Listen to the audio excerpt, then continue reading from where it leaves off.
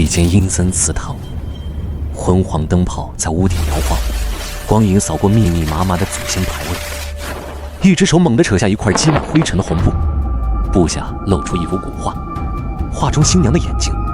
铜人突然转向镜头，低微镜头疯狂后撤，撞翻香炉，画面天旋地转中，瞥见祠堂角落，一个真实的红衣身影静静站着。那幅古画中新娘的脸竟裂开无数细缝。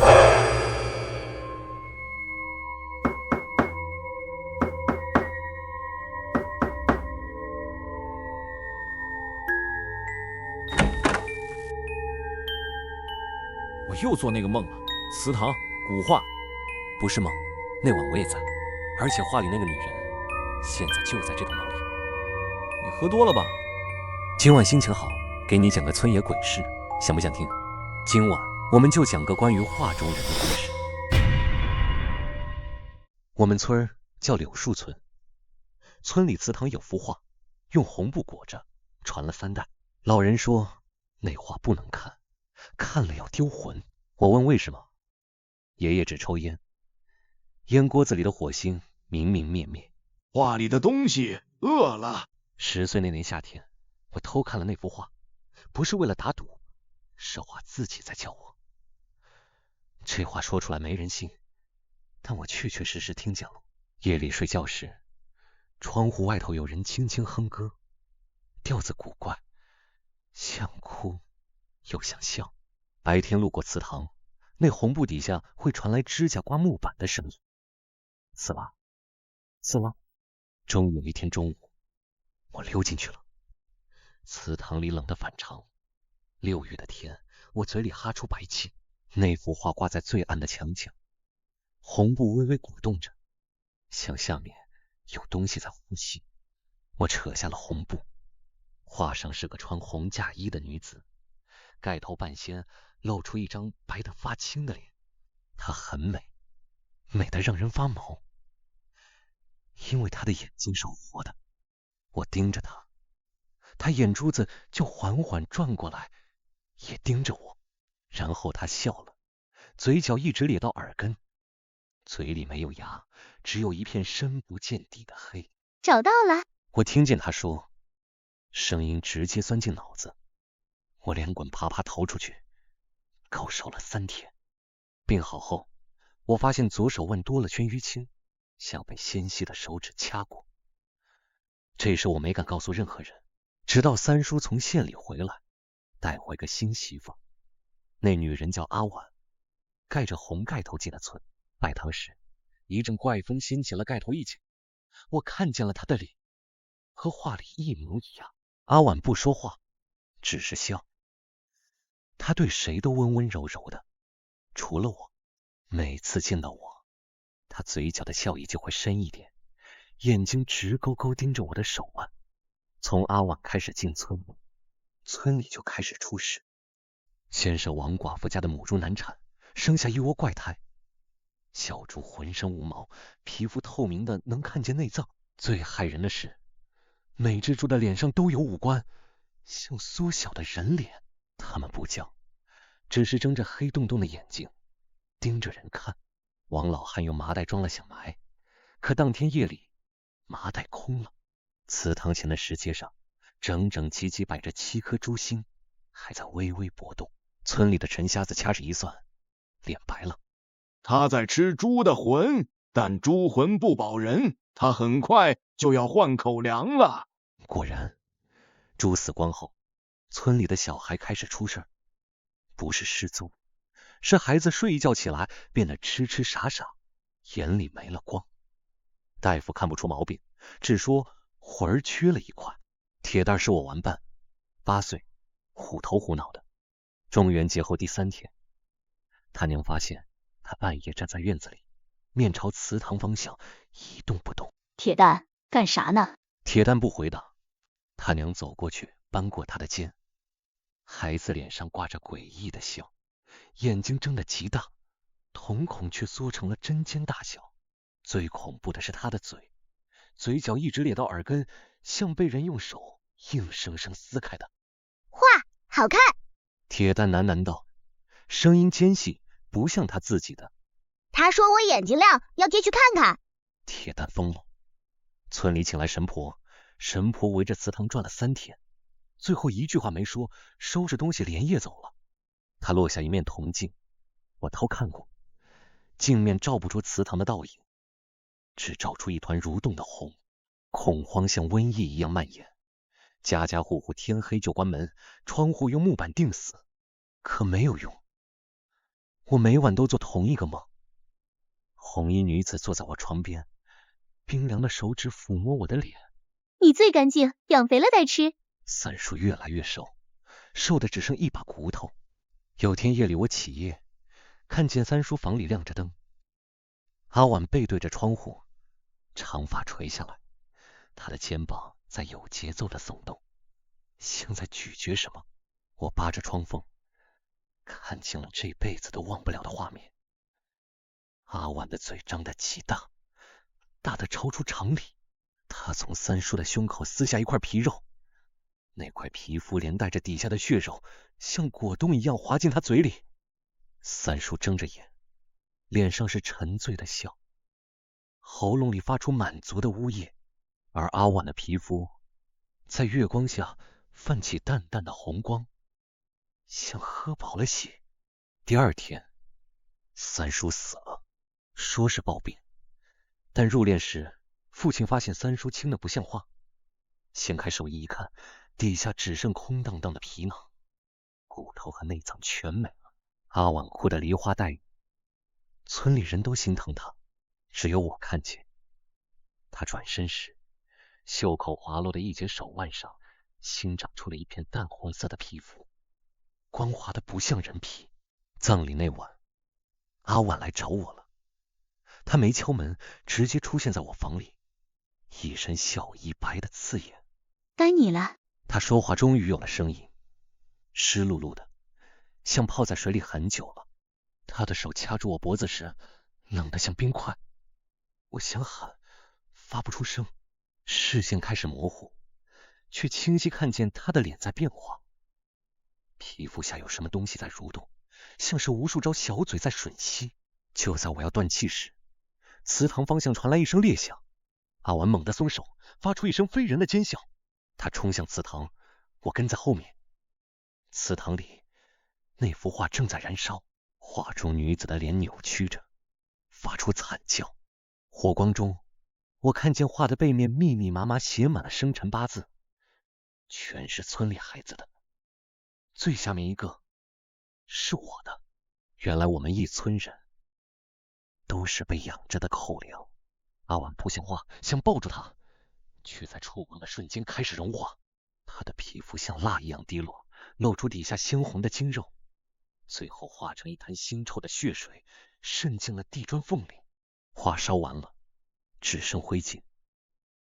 村里再没出过事儿，大家渐渐忘了这事，只有我知道没结束。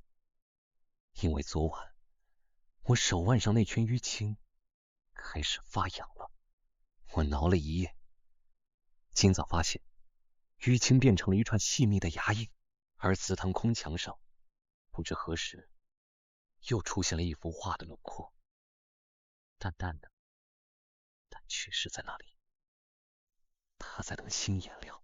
晚上下班回来，我顺手就在楼下的士多店买了酒与花生米，3步并作2步冲上3楼，敲击大雄的房门，心想着大雄今晚要给我讲什么样的故事呢？敲了好一会儿也不见人开门，我以为他没回来，就先回到自己的屋里。刚把门关上，就听到大雄在外面喊门，我以为你还没回来呢。我递给他一瓶啤酒。你什么时候看见我不在家了？大雄似乎24小时都在家，整天待在屋里也不怕闷死你。我这话有点妒忌的味道。大雄说他是个野鸡绘图员，接的都是私活，准时交图就好，不用挤公交车打卡上下班，也不需要看老板的脸色干活。我刚刚是在找这个。大雄递给我一个素描本和一支中华绘图铅笔。你想听什么故事，就在纸上画出来。你听了我的故事，我拿到你的画，一举两得。画什么都行吗？不要学毕加索就好了，动物山水随你。我快速在纸上画了只牛，这是一只大水牛。水牛？大雄笑了笑，合上素描本说，我给你讲一个关于山牛的故事吧。在我村里，娶不上老婆的除了我三叔之外，还有一个光棍。这个人在我们村里很有名，你若想吃块肉，肯定得和他打交道。这个人就是陈屠户。陈屠户8岁杀鸡，13岁杀猪，15岁就能一个人宰牛，何其厉害！陈屠户的体格相貌，用我爷爷的话来说，这人呐，天生就是个刽子手，四方八面，眼大如龙，印堂发红，须如钢针，活脱脱一个现代版钟馗。别说是人了，鬼都能被他再吓死一次。记得我小的时候，如果晚上调皮不肯睡觉，妈妈就会骂道：再调皮就把你扔给陈屠户宰了吃肉。听到这句话，比听到猛鬼还有效，立马就安生了。可见陈屠户的形象在我们幼小的心里有多大的冲击力。可是这样威武凶狠模样的人，却是我村里最有爱心的人。按理来说，爱心2字不能用在屠户身上。你想，这人整天杀生，手上沾满了无数的鲜血与生灵，怎么可能懂得爱心？之所以你会这样想，那是因为你没有遇见陈屠户。小村庄没有市场，人口也少，陈屠户每天都会在自家的院子里杀猪，上午在村头的大榕树下卖肉，等村里人买完之后，就骑上他的2八座驾去附近的村庄兜售。当然，也有人会提前向他预定好要哪一块肉，陈屠户都会给留着，亲自送过去。下午3点钟左右，他就回来了。经过陈大爷的小卖部的时候，就顺手买瓶9浆米酒，放进装猪肉的竹筐里。陈屠户是个酒鬼。傍晚时分，陈屠就在院子里摆张八仙桌，8仙桌上摆着一大碗肉，还有一碟青菜，偶尔还有鱼，倒杯小米酒，一个人美滋滋的喝上。我小时候的年代，香港还没回归呢，改革开放正在不断发展，人民都是踩在泥泞的道路上奔小康，所以像陈屠户这样的吃法是很奢侈的。喝完酒，陈屠户喜欢小憩片刻，或者是躺在马扎上听收音机，生活无比的悠闲与幸福美好。你可能就会反驳我了，认为我说的不合理。照我的说法，陈屠户的生活美好，经济条件也不错，虽然相貌凶恶，怪吓唬人，但是还不至于讨不上媳妇吧。照我说的年代，很多人都在为了口饭挣扎着呢。事情发生的那年，我大概上小学2年级了吧。陈屠户具体多少岁我也不知道，反正他比我爸老，应该将近40岁了。陈屠户娶不上媳妇，不是因为他害人的长相或者性格，而是因为他的……你可能认为是家人的问题。前面铺垫过，陈屠户一个人吃饭，所以说他是个孤家寡人。这里的家是指他的屋子有问题。什么问题呢？听我妈妈说，陈屠户年轻的时候门槛都快被媒婆给踩烂了，而陈屠户也不阻拦，都是笑呵呵请进去，在屋子里有说有笑，你来我往。也有薪水的姑娘，姑娘们也是对陈屠户100个喜欢啊。年轻时候的陈屠户虽然不能说帅，但也是魁梧型的壮男啊。那时候的姑娘们都喜欢壮男，不像现在的女生迷恋那些弱不禁风的娘。壮男白天能干活，晚上也能干活，一举两得，况且走的时候还能带块好肉回家。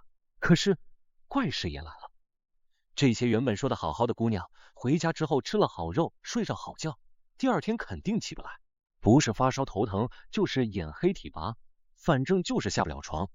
但是一块吃的人又一点事情都没有。这样的怪事1传10，10传100，很快村里村外都知道了，都觉得陈屠户有古怪，甚至谣传陈屠户家里有个女鬼想嫁给他，所以哪个女人想嫁给陈屠户都要受到他的折磨。更有甚者，竟然还说有一天夜里听见陈屠户屋内传来女人唱戏的声音，说的惟妙惟肖，好像亲眼所见亲耳所听似的。陈屠户当时年轻，并没有在意这些流言蜚语，可是当他在意的时候已经晚了。陈屠户后来不知道怎么信起了佛，佛家说他8岁开始杀生，双手血腥味太重，造的孽也重，所以今生注定无妻无子，孤独终老来赎罪。说到这里，我得插嘴说一句，我张爸曾经就以陈屠户的相面给我举了个例子，说此人头顶3旋，脚踩7星，双手断掌，天煞孤星。当然我从来没有注意过陈屠户的头顶，好吧，就算注意了我也看不到，我没他那么高。言归正传，陈屠户信了佛之后，他依然没有停下手中的活，照旧杀猪卖肉。用佛家的话说，我不下地狱谁下地狱，照样喝酒吃肉。唯一改变的是，陈屠户杀生之前都会焚香沐浴，对即将宰杀的动物祈祷，或者跟动物们说一些话，比如杀了你是为了造福人类，你为人类做了贡献，将前往西方极乐世界去陪佛祖之类的。然而，陈屠户人生的转折点就在这里。有一天，陈屠户被邀请去给一户人家宰牛。宰牛不同宰猪，得亲自去雇主家宰杀。陈屠户可以拿到一个红包，还有一些牛杂。当时是早晨时分，太阳初升，万物觉醒。那是一头山牛，就是黄牛，我们那儿叫山牛。这头山牛拴在一棵大槐树下，陈屠户就在他面前磨刀。山牛时不时的哞哞叫2声，似乎已经知道生命即将终结。当天，所有人围观的观众都不禁对陈屠户竖起大拇指。这家伙实在是太专业了，单是磨那把牛刀就磨了1个多小时，这专业与敬业的水平就非同一般了。陈屠户其实也不想磨这么久的，猪是天天杀，可是牛1年也宰不了几头。如果牛不是病了、老了干不了活，哪个农民舍得宰了吃肉啊？对不对？陈屠户这把牛刀，1年365天，有362天是挂在墙上的，而且上面长满了铁锈。磨好刀之后，陈屠户照旧开始轻抚牛头，对山牛同志诉说衷肠，请山牛同志不要责怪世人，争取投胎下辈子当个富2代或者官2代之类的话，进行自我安慰。正当陈屠户说的都快要被自己感动的要死的时候，奇迹出现了，那头山牛竟然流出了眼泪，不是一滴一滴。据我爸这位现场围观观众回忆道，那眼泪哗啦啦的，像下雨一样，还咩咩的叫，那场景让人瞧了可伤心。菩萨心肠的陈屠户一下子就被这头山牛给镇住了，竟然丢下牛刀，抱着山牛一起痛哭，那模样比他爹死的时候还哭得惨。陈屠户哭啊哭，哭啊哭，把围观的人也整哭了，众人一起哭啊。这下可把牛主人给整懵了，人家让你来干活，你不干，反而哭天抢地的像死了爹娘，怪晦气的。于是牛主人让陈屠户动手。陈屠户擦着眼泪说，我不能杀他。你为什么不能杀他？他求我放过他。牛不会说话，他的眼睛会说话，我看到了。这是我的牛，你不杀，我就请别人杀。你们猜陈屠户怎么着？他竟然出钱把牛给买下来了。话说陈屠户当了这么多年的屠户，存下了不少钱，当然还有他的老婆本。牛主人一开始并不肯卖，老实人啊，说这是病牛，活不了几天了。但是陈屠户不管啊，非得买下，说就算死也得让他自己死。陈屠户在我们村创下了壮举，出去宰牛不成，牵回了家。这件事在我们村里成为了茶余饭后的谈资，有人赞美他的善良，也有人笑他傻逼，但是很快就过去了。毕竟谁吃饱了没事干，还得下地施肥呢。陈屠户上午在村头卖肉的时候，就将山牛拴在身后的榕树下，地上放一堆早早去野外割的青草，然后下午回来的时候将牛牵回家。一人一牛成了村里一道风景。可是好景不长，山牛没死，反而越活越壮实。但是陈屠户却招来了横祸。一天早上，我还在睡觉，就听到救护车比步比步的鸣笛。那时候我们乡下小村庄能见到救护车比见到飞机还稀奇。我爬起床跑出门外，看见救护车擦身而过，在不远处的一个拐角消失不见。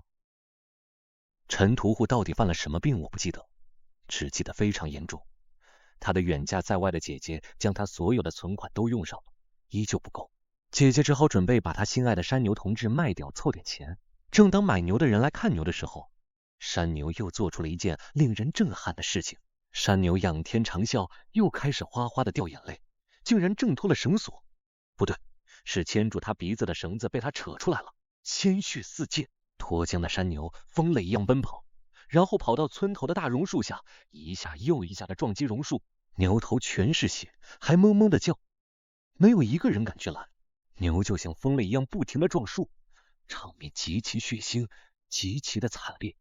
最后牛再也起不来了，瘫倒在地上，只是哞哞的叫。半个小时就真的见了佛祖，在场的人都骂山牛没人性啊，枉费陈屠户对他那么好。如今陈屠户有难，他帮不上忙不说，还做出这种丧尽天良的事情。牛死了就卖不了高价格了。陈屠户的姐姐只好请个人来宰牛卖肉。当屠户解剖到胆囊的时候，发现胆囊比一般的牛大好多。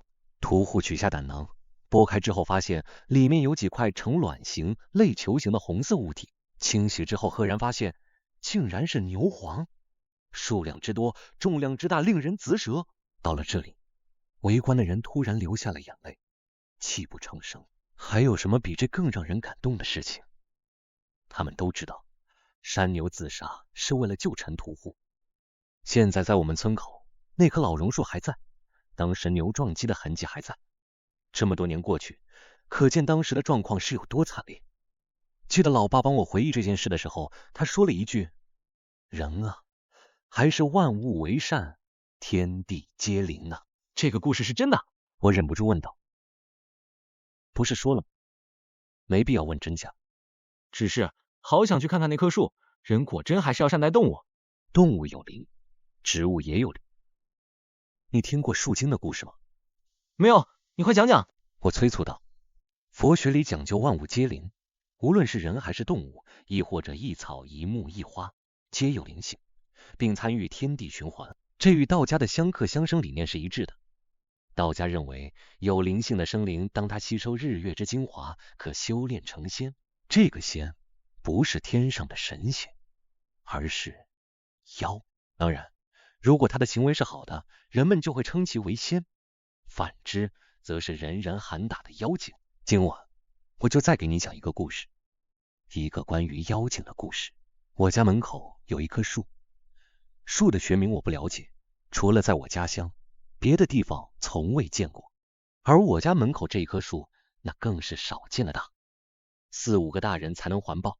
据我爷爷说，在他小的时候，这棵树就已经这么大了，所以我也无法猜测这棵树到底有多少个年头了。家门口有这么大一棵树，那可真是爽得很，可以荡秋千不说，还可以吊个网床睡觉。这个故事就发生在这棵树身上。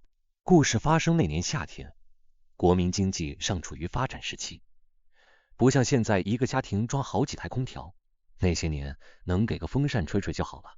不对，给个风扇吹我还嫌电费高了，特别是我们小孩子，一热就闹。怎么办？聪明的父亲们利用织网的技术，编织几张网床摆在大树下，把自家小孩子放在上面睡觉。几个家庭的小孩子凑一起，可热闹了。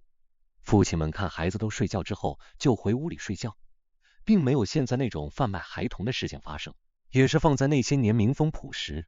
若是当今时下，小村庄的风气也是摇摇欲坠了。我就在这种环境中长大的。小孩子喜欢热闹，特别是这么多小孩子凑在一起，小伙伴们都喜欢闭上眼睛装睡，等父亲们回去睡觉之后，便偷偷的讲悄悄话，或者是静悄悄的玩捉迷藏。夜晚靠着月光玩捉迷藏可刺激了，说不准你捉到的会是个什么玩意儿。扯得有点远了，我们还是来说正事。有一天夜晚，我睡到半夜起来尿尿，由于小孩子太多，男女都有，我生性比较腼腆，选择一处较为隐蔽的地方方便。当我尿完之后，迷迷糊糊的看到树下有一个幼小的身影在动。当时我的第一想法就是哪个小伙伴也起来撒尿，便没有太在意，毕竟这样的情况还是经常遇到的。可是我回到自己的网床上躺了好一会儿，也没有听见那个身影回床的声音。于是我坐起来，想看看到底怎么一回事。眼前的情况让我大吃一惊，有个不认识的小孩子在玩我的小皮球，抛起来又接着，不断重复着。当时我下意识的不是害怕，而是愤怒。这谁家的小孩子竟敢玩我的小皮球？而且看他的行为，十有八九是想等我睡着了偷走。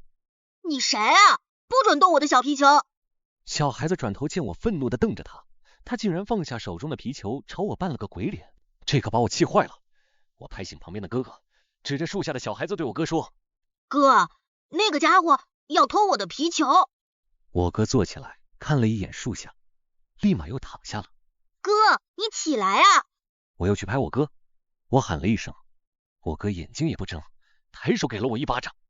睡你觉去，别闹了，树底下根本没有人。可是树底下那小子这会儿明明还在朝我得意的笑呢，我哥怎么说没看到？当时我认为我哥是懒得起床，所以不想理我，故意说没看到。求人不如求己，我想起床去揍那小子，可是我哥却突然一把把我摁住，死活不让我下床。我哥比我大4岁，力气比我大多了，我没辙，只好叫嚷。我哥立马又是捂嘴巴，又是拍我的头让我睡觉。他以为那会认定我就是在胡闹。我挣扎要起来，可是突然被远处的一声鸡鸣给吓住了。夜晚的村庄是异常的安静。公鸡报晓的第一个时辰一般为4点多到5点这样。我从没觉得那啼叫声竟然如此之大，一下子被叫懵了。接着四处的公鸡跟着啼叫，等我回过神来，树下的那小子竟然不见了。皮球我睡觉之前是放在树底下的，现在已经不见了。这个时候我开始害怕了，也许是因为那声公鸡的啼叫，反正我是感到一股寒意。我赶紧躺下来，用被子蒙过头顶，在忐忑中迷糊入睡。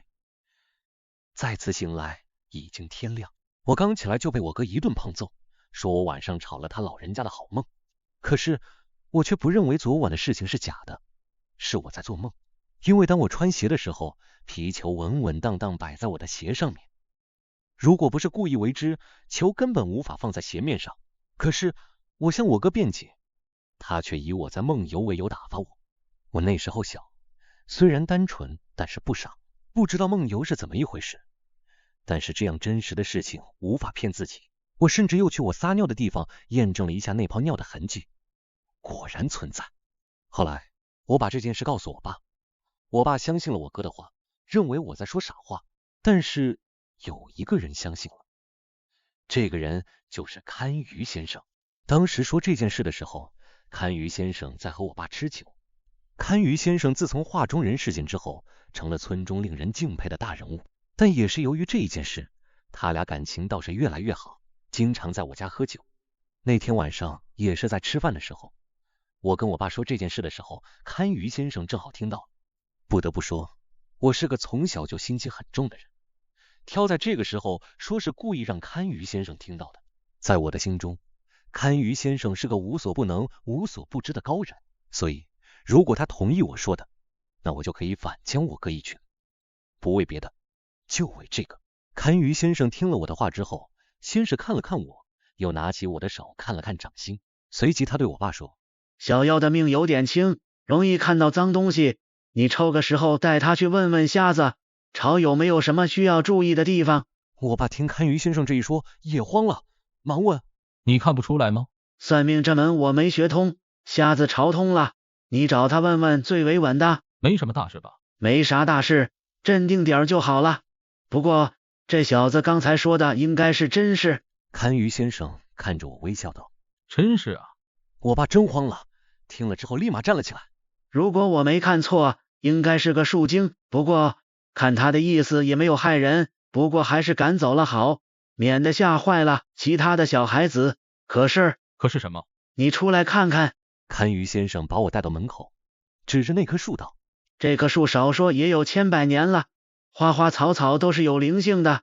这棵树这么老了，你想得吸收多少日月精华，这棵树已然成了精。他说的那个小孩就是这棵树的精魂。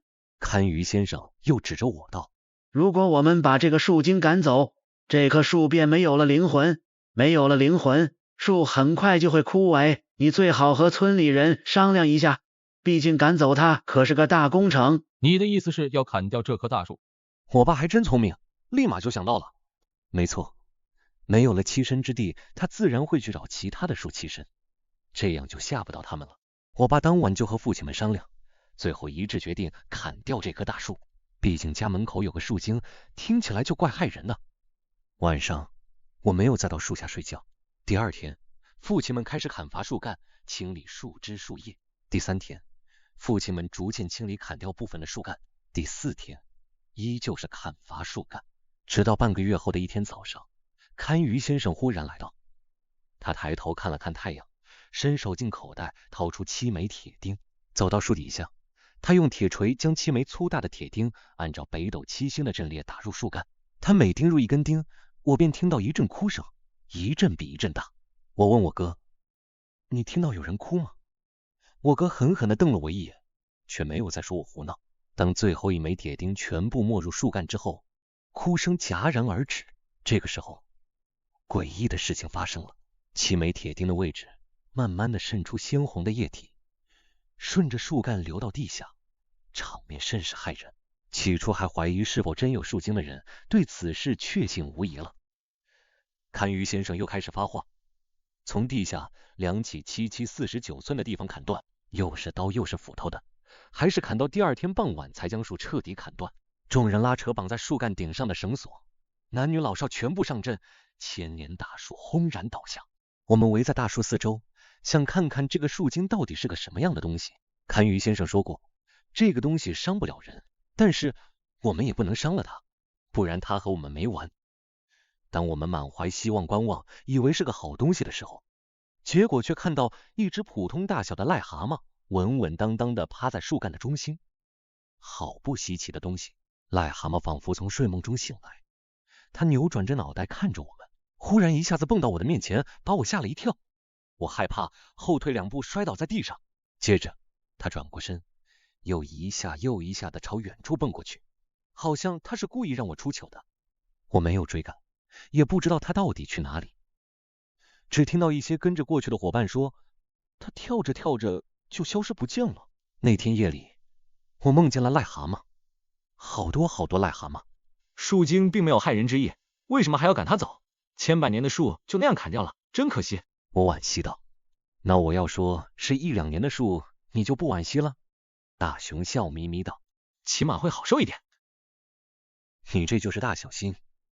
百年老树也好，小树苗也罢，都应该一视同仁，都是有生命的。大道理还挺多，还要不要喝酒？走，去楼下迪士多店，省得跑来跑去的。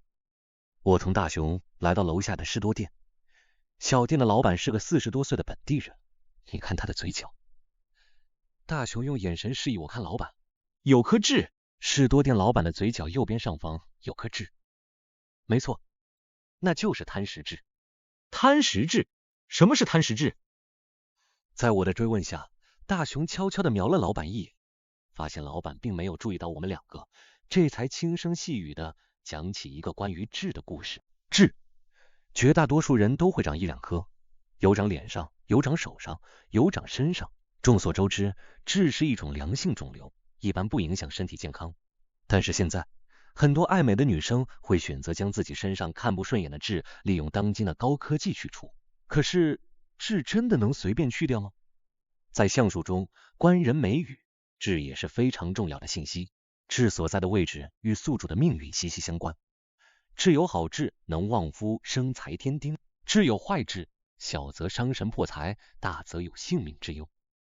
当然，这些都是相术里的说法，信不信由你。现在社会科技越来越发达，人们什么事情都喜欢用科学的方式来解读。如果是以前呢？科技还没有融入生活，收音机还是个奢侈品的年代，人们又该相信什么？自从我看见树精之后，堪舆先生发现我八字轻，容易惹上脏东西，于是让我爸带我去找瞎子潮算算命。瞎子潮是个很厉害的人物，他住在镇上，但是他的名声早已超出了镇。据说经常有一些市里的小轿车来找瞎子潮。第一次见瞎子潮的时候，我感觉浑身特不舒服。接待我们的是他的老婆，一个60多岁的阿嬷。瞎子潮一生无儿无女，与阿嬷相依为命。阿嬷把我和老爸请进一间黑漆漆的小屋里，没有电灯，只有墙上挂着一盏小煤油灯，我们那叫活水灯。屋里摆了一张床，一张桌子，还有2张凳子。瞎子潮躺在床上，与黑暗融为一体。我和老爸坐在凳子上，紧张地看着瞎子潮。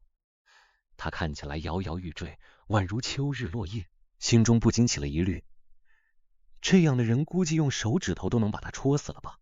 就在我胡思乱想的时候，瞎子潮忽然说道：人老了，不中用喽。我当时吓了一跳，这瞎子好像会看透人心似的，知道我在想什么，但是他眼睛也看不见啊。瞎子潮学的是瞎盲经，学这门算术的人必须是个双目清明的人，但是使用这门术数的人必须是个瞎子。据我爸那不靠谱的说法，学习瞎盲经的人会逐渐失明，瞎的越厉害，算术越厉害，真假不得而知。那时候我还小，就连瞎子潮真瞎假瞎我也看不出来。哪能呢？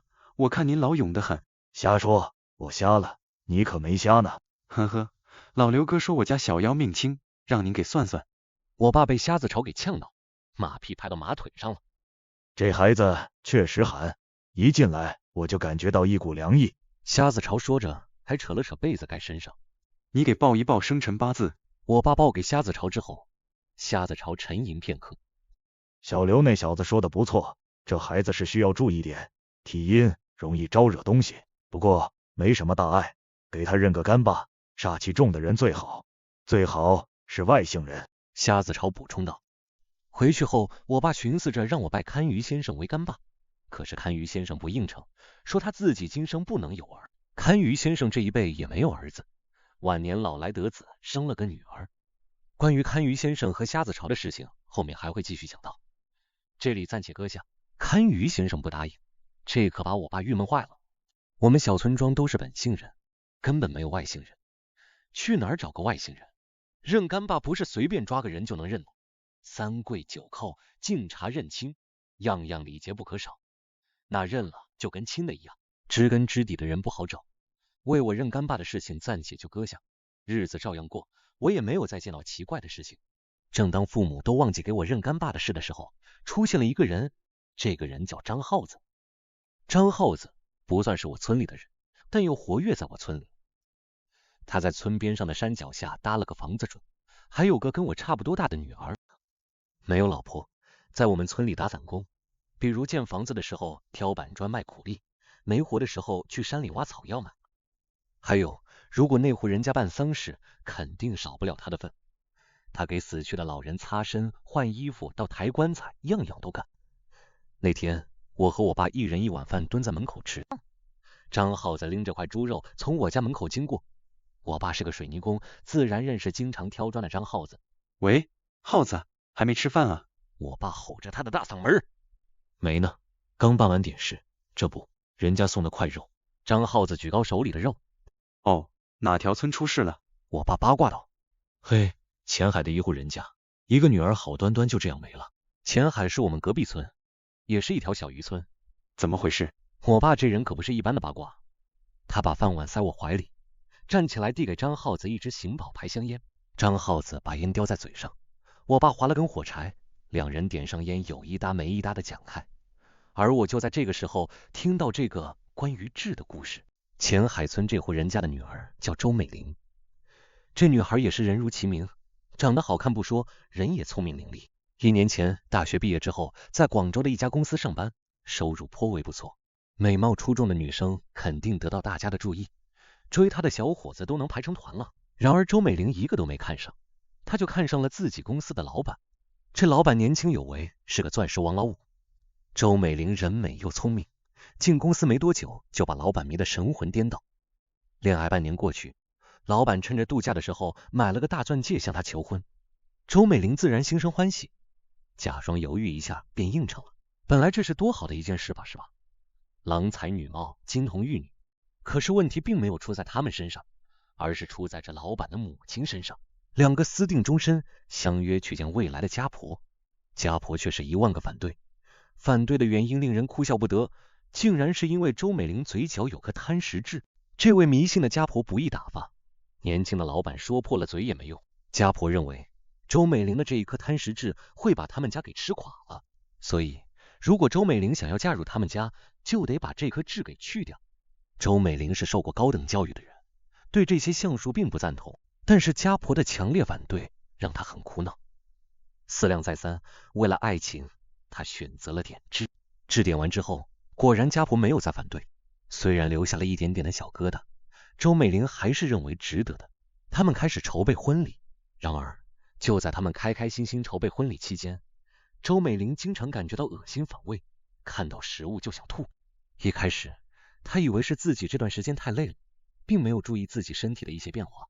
她从药店里买回一些健胃养胃的药品吃，可是病情没有好转，反而越来越厉害。她已经好几天没能吃下一点东西，闻到任何有关食物的东西就会吐。一开始起码有点东西吐出来，可是到最后吐出来的全是黄水。周美玲的准老公这下急了，带她去各大医院检查，均无任何身体异常，除了营养不良，找不到任何的病症。在医院打了半个月的生理盐水维持生命。这个时候的周美玲其实已经半只脚踩进棺材了。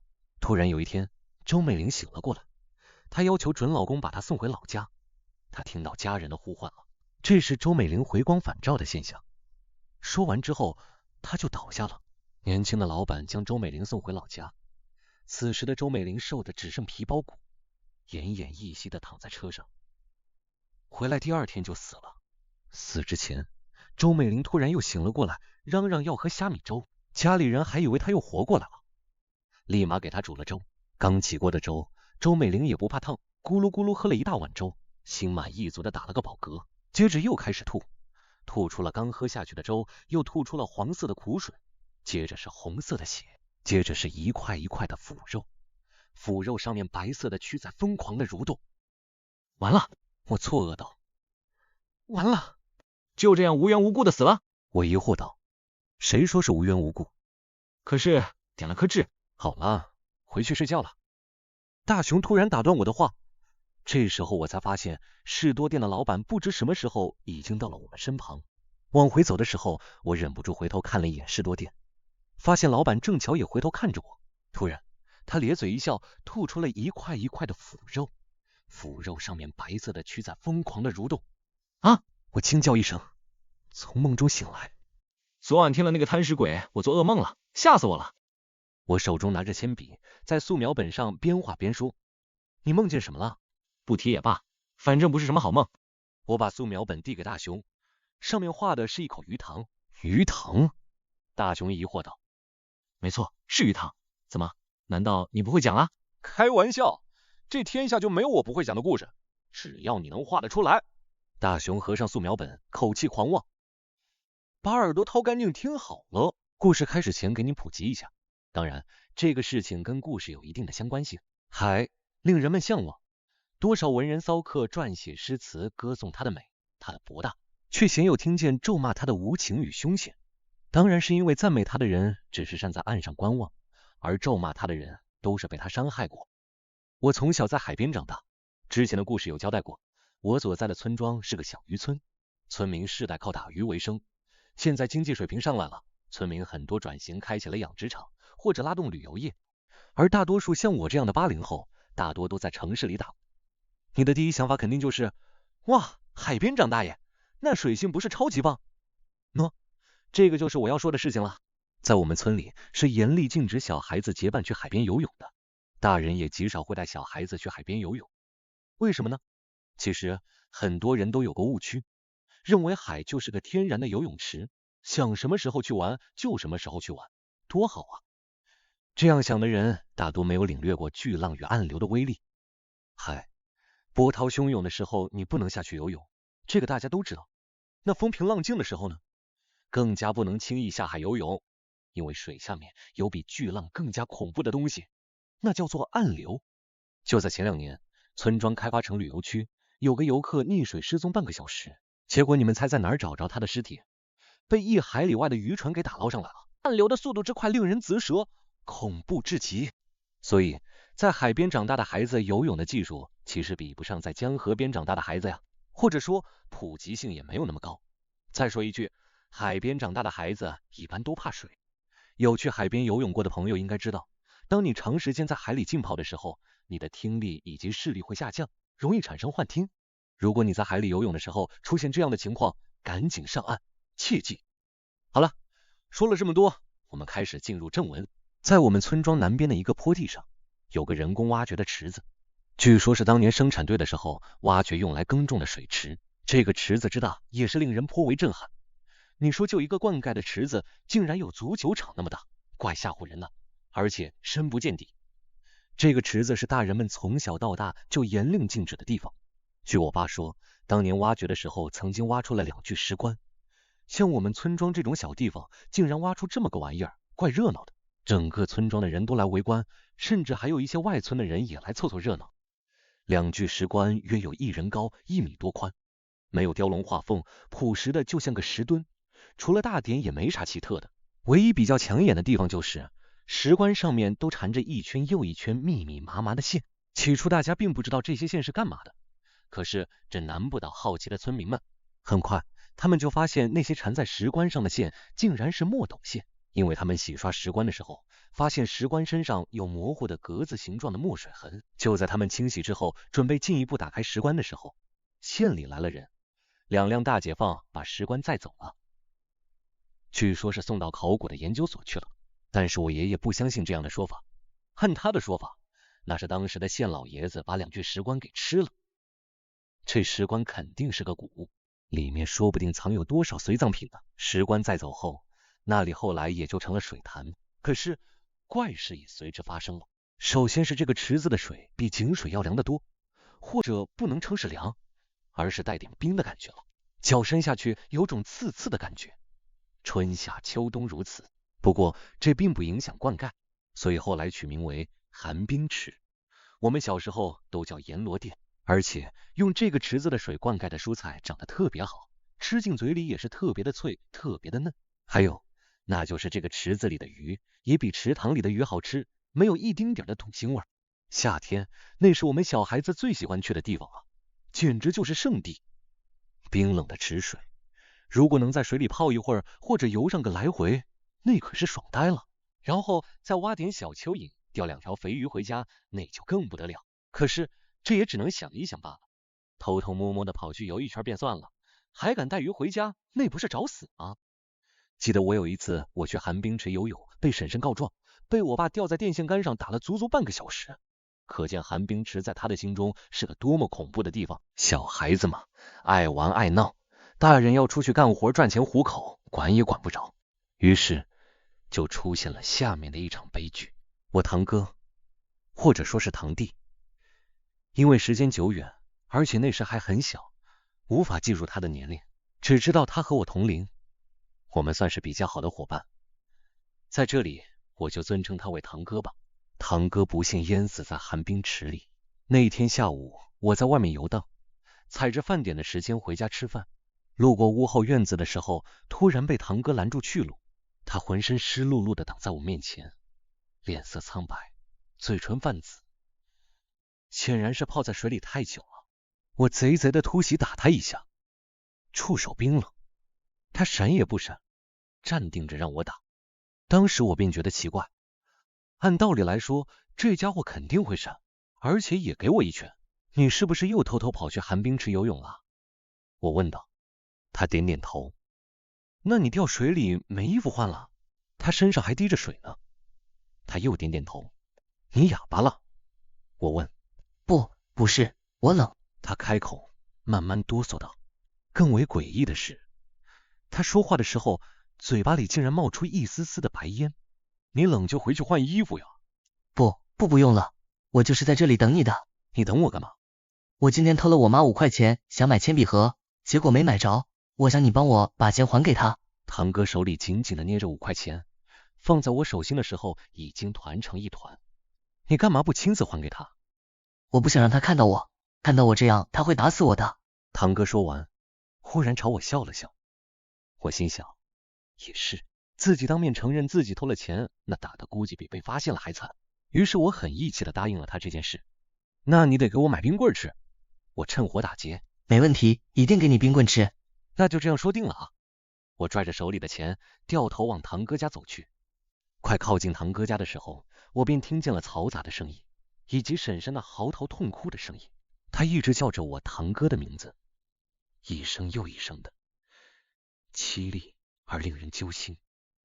我快走进婶婶家院子的时候，看到了婶婶家里面围了一群人，我爸、我爷爷、我叔叔、大伯们，还有邻里邻居都在。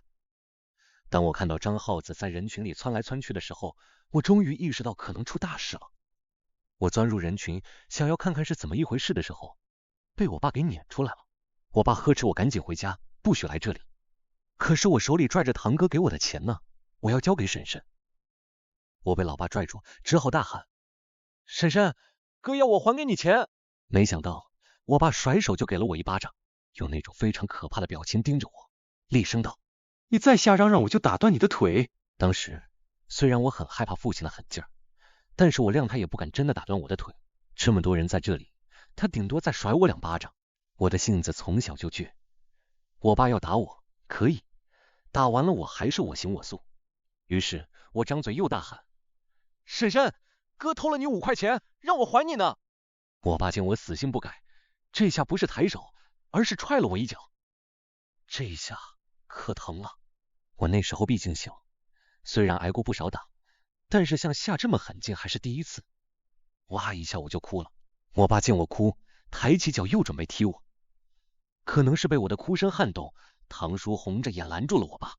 他看了看我，对我爸说：“二哥，你打小妖干嘛？让他回去就行了。”我见堂叔护着我，立马抱住堂叔的大腿，哭道：“哥让我帮他还钱给婶婶，你看，5块钱。”我摊开手里的钱，赫然是一张5块的纸币。我爸目瞪口呆的看着我，他根本无法相信我会拿5块钱来骗人。毕竟像我这样的吃货，看钱比命还重要。堂叔难以置信的盯着我看，可能是观察我是不是在撒谎。你哥什么时候给你的？堂叔问道。就刚刚啊，我来之前。我抽泣道。那你哥呢？他在我家后巷拦住我，让我帮他还钱，我就来找婶婶呀。他答应给我买冰棍，我才来的。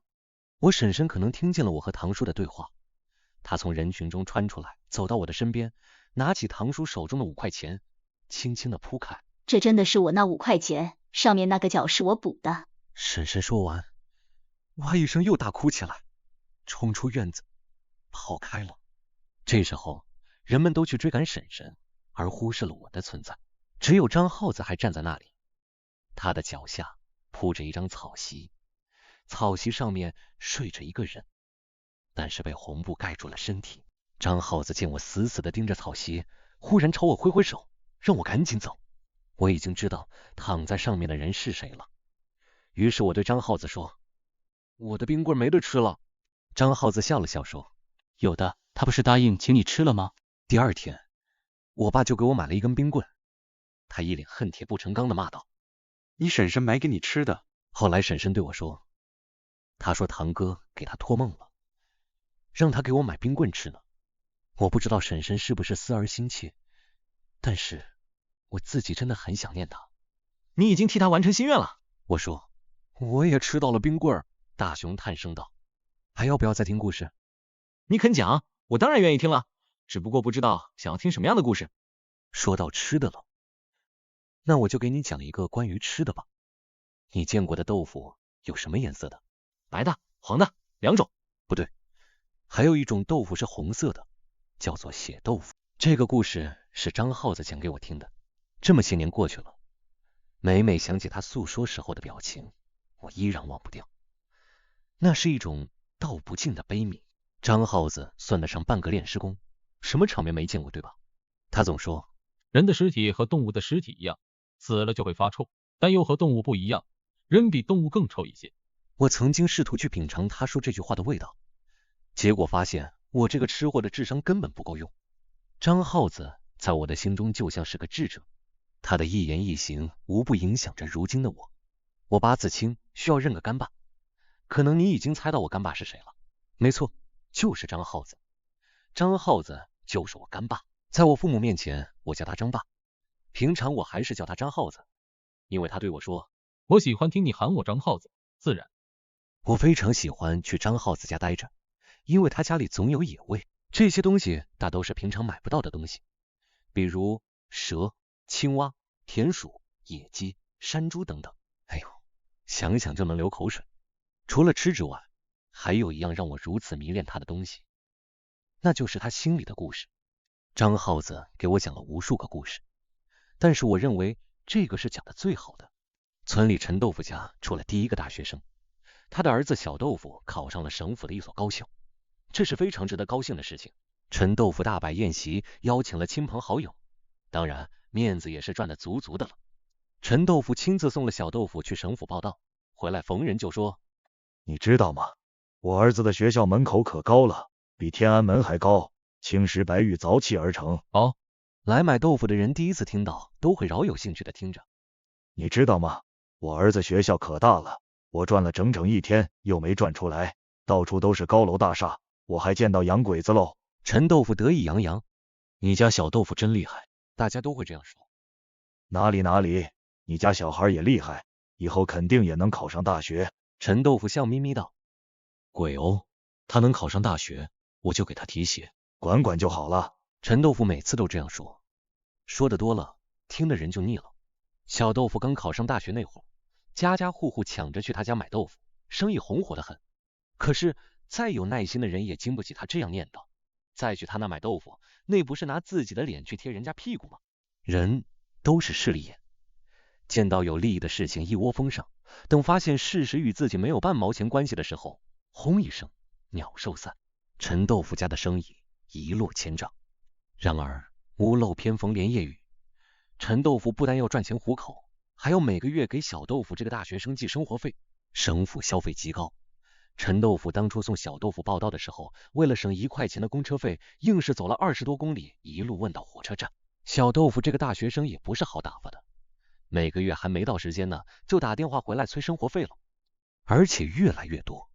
陈豆腐有点招架不住，但是自家儿子是村里第1个大学生，自己咬着牙也要扛下来，熬过去了。说不定儿子以后飞黄腾达了，那下半辈子就可以打瘸双腿无忧了。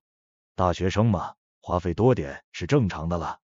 城里的东西可贵着呢。陈豆腐对妻子道。可是咱们家可真没有钱了。陈豆腐的妻子刘花皱起眉头。那就找你那边的人问问，借点。问了，人家说有借有还千百次，上次借的都还没还呢。刘花显得非常气恼，大声嚷嚷。小豆腐上学花太多钱了，你看和他同岁的阿平，人家孩子都会打酱油了。妇道人家头发长见识短，你怎么能拿阿平和我们家小豆腐比？小豆腐是大学生，大学生你知道吗？陈豆腐因为妻子的蠢话感到愤怒。我不知道，我只知道家里快没米下锅了。刘花放下手里最后一把黄豆。陈豆腐停下手中的石磨，他终于也意识到摆在眼前的苦难。刘花的一句话把他从儿子的大学生梦里拉回了现实。他沉吟片刻，忽然道：不管怎么样，我都要让他读书。陈豆腐想起了祖传的一种秘方，这种秘方可以让豆腐非常好吃，而且所有吃过的人都会为之疯狂。石磨转啊转，转啊转，陈豆腐不卖白豆腐了，陈豆腐改卖血豆腐了。祖传秘制红彤彤的鸽子血豆腐，又香又嫩了。陈豆腐端出一板血红色的豆腐，在自家档口吆喝。白色的、黄色的豆腐大家都见过，可是还没人见过红彤彤的血豆腐呢。陈豆腐推出的血豆腐成了一道亮点，村里人纷纷被吸引过去。果然，这血豆腐不同凡响，一靠近便能闻到香甜香甜的味道。有人问道：陈豆腐，你这豆腐是怎么做的啊？这个是秘密了，祖传秘方哦。陈豆腐神秘道。那你以前怎么不弄啊？昨天我家那老头托梦告诉我的。红彤彤的怎么吃啊？你总得告诉我是用什么做的吧，不然我可不敢吃，谁知道是不是用人血染的。那人开玩笑道。你就爱开玩笑，鸽子血，而且全是乳鸽。陈豆腐露出一丝不易察觉的变化。要不我切点给大伙试试，你觉得好吃再买。好啊，好啊。众人附和。陈豆腐切了若干份给围观的人试吃，真是不吃不知道，吃了吓一跳。这血豆腐真是又香又嫩，拿龙肉来都不换的好东西。众人赞不绝口。陈豆腐刚刚推出的血豆腐一下子就卖空了。第二天，陈豆腐还没开门，就有人来敲门。喂，陈豆腐，你的豆腐做好了没啊？陈豆腐没有理会，他今天故意推迟半个小时开门，结果门外的景象比他预计的还要厉害。门口挤满了人，男女老幼都有，这会儿正眼睁睁地盯着他，不是盯着他手中的豆腐。陈豆腐手中的豆腐还没放下就被抢空了，基本呈现出了一种接近病态的疯抢。第三天，陈豆腐推迟了1个小时开门，今天他准备了好多豆腐，血红的豆腐。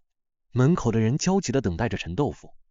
陈豆腐这次没有端出豆腐，他走出来之后将门锁上，面对众人，他只是说了一句话：每人100，尽情享用。那时候100块是什么概念知道吗？那可以当现在的1000块使用了，甚至更多。陈豆腐到底收了多少钱没有人知道，因为陈豆腐打开门之后便失踪了。那群饕餮疯了一样吞食着血豆腐，然而这一点点根本不够他们食用，人性食欲的贪婪，他们在屋里四处寻找剩余的血豆腐。当他们来到石磨房的时候，见到的景象让他们又开始疯狂的呕吐。在石磨的上方倒挂着一个赤裸的女人，她的双手动脉被切开，被捆在一起，血顺着掌心滴落在石磨中间的小孔里。尸体因为失血过多，已经干巴巴的，而且白得吓人。这个场景不得不让人联想到陈豆腐在磨黄豆的时候，放一把黄豆，滴一点血下去融合。这根本就不是鸽子血，而是真真正正的人血豆腐。疯狂的陈豆腐为了赚钱，为了儿子的生活费，不惜杀死了自己的老婆，取血酿造血豆腐。疯狂敛财之后便失踪不见。从那天之后，再也没有人见过陈豆腐，就连他的儿子小豆腐也没再回来。陈豆腐的家成了废弃的房屋，虽然地段非常好，但是没有人敢去买，因为总有人说，昨晚我又听到磨豆腐的声音了。怎么样，以后还敢吃豆腐吗？大熊嘿嘿奸笑道。你是故意的？我手中的5香卤水豆干刚刚撕开，纠结着怎么也放不进嘴里。大熊一把抢过去，咬在嘴里说，真好吃。说着大摇大摆的走了。这次我画了一间房子。大熊看了看，沉吟片刻道，讲这个故事前，先要讲一桩凶杀案。很不幸，遇害者我认识，高我一届的学长，缺了2个门牙的车仔。初中的时候，我们经常在黄泥地足球场上踢球。很不幸，杀人者我也认识，邻居家的小孩。当年他才16岁。这场悲剧的起因说起来真是让人感到心痛，竟然是在网吧争夺一台电脑使用而引发的惨案。具体案发过程不赘述，结局是车仔当场被利刃捅死，连刺30几刀，现场满地血迹，触目惊心。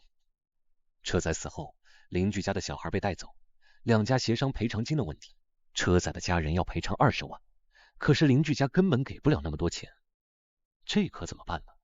拿不到钱，车仔的母亲就让车仔的哥哥每天添一辆背上车仔的尸体到邻居家门口摆放，车仔的母亲就守着儿子的尸体嚎啕大哭。我不知道该用撕心裂肺来形容呢，还是鬼哭狼嚎更合适一些。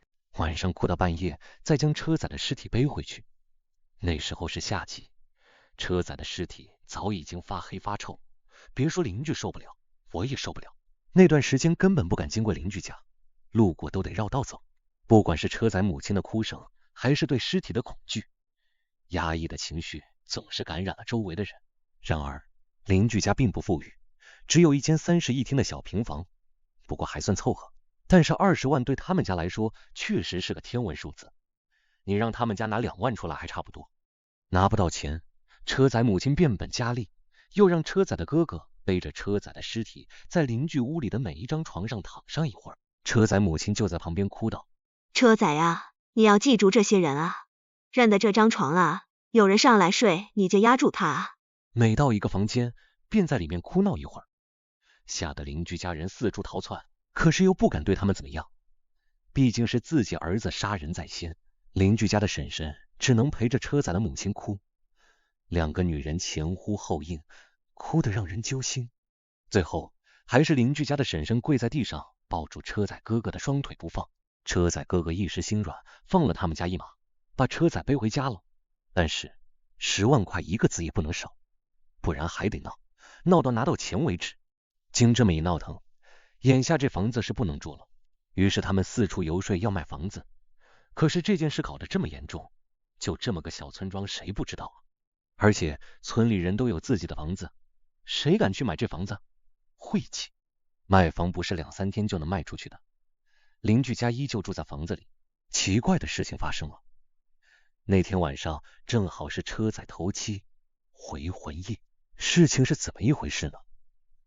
邻居家里房间的灯开不了，一打开立马又关掉，灯管的开关没有跳动，但是灯就在眼皮底下熄掉了。把开关按回去再打开，又亮一下，然后又自己熄掉。如果是一个房间有问题，可以赖在开关或者电路负载上，但是3个房间都出现了这样的诡异情况。邻居家叔叔慌了，以为真的是车仔索命来了，把大门一锁，连夜举家逃到亲戚家安顿。他的房子就这样成了凶宅。我家离他们家大概有300米远吧，是个小2楼。我就住2楼，西边的窗户打开，能将他们房子的情况尽收眼底。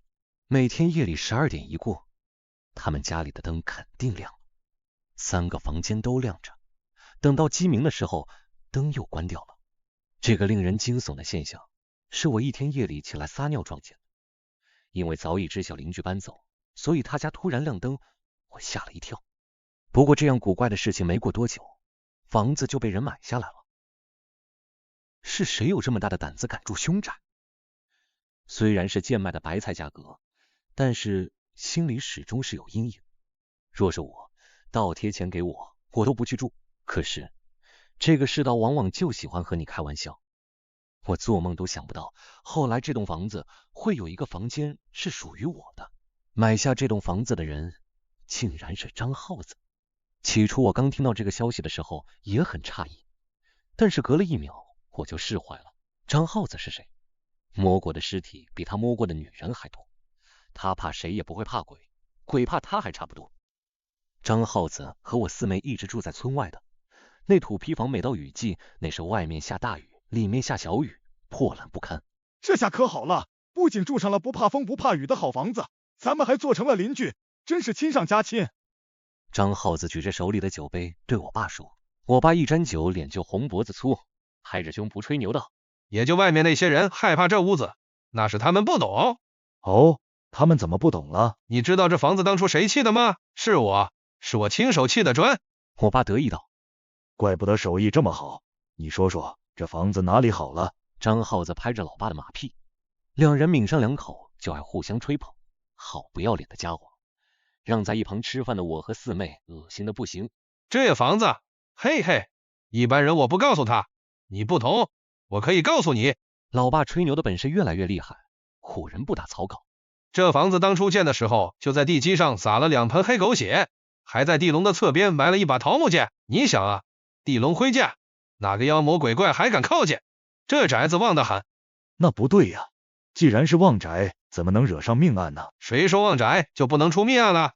老爸已经喝大了，开始说瞎话了。我在一旁看不下去了，插嘴道，我送他回去睡觉。老子不行，儿子来，上阵父子兵，你得回来陪我喝酒。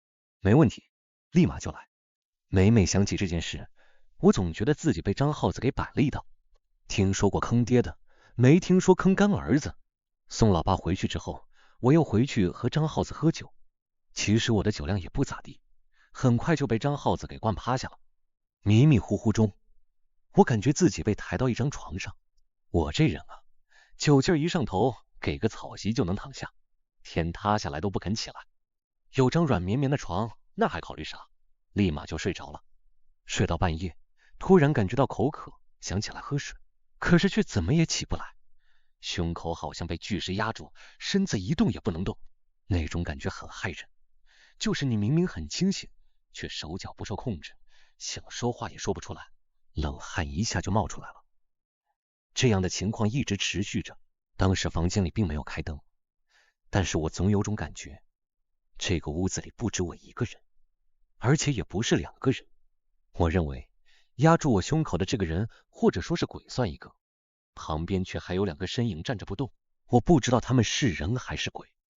当时情况紧急，我感觉自己都快要窒息了，没有去注意他们的呼吸，所以我的房间里加上我有4个人。他们是谁？我忽然想起了车载母亲的诅咒。对啊，我现在就躺在张耗子的家里啊，难道车载母亲的诅咒是真的？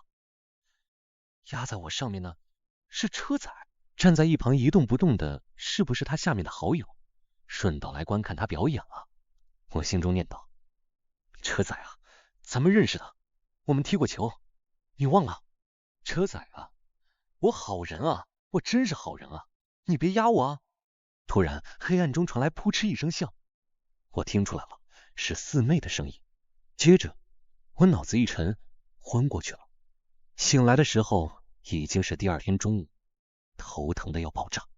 我走出房门，看见四妹在烧纸钱，于是随口问道，今日什么日子？你烧纸钱干嘛？烧给你朋友的啦，他已经走了，以后这房子就可以放心住了。阿爸说了，昨晚你睡的那个房间就留给你了。四妹笑嘻嘻道，想起昨晚，我就不寒而栗。我终于知道昨晚是怎么一回事了。张浩子呢？我气势汹汹地问道。阿爸怕你杀他灭口，一早跑山里抓野味去了。你们父女也太坑人了吧，竟然请鬼上我身。阿爸说你体子阴，鬼比较容易上身，而且你不是认识他吗？熟人更好。我不知道车载上了我身之后，张浩子对他说了什么，但是房子至今确实没有出过什么怪异的事情，只是有一点非常奇怪。我有一次问张浩子，你说这电灯夜里老亮是怎么一回事？是不是车载搞的？张浩子神神秘秘道，你猜是不是张浩子搞的鬼？大雄忽然问我。肯定是他啦，为了买房屋做的手脚。大雄摇摇头道，你错了，张浩子不是那样的人，还有其他人看上了那间屋子。谁？我也不知道。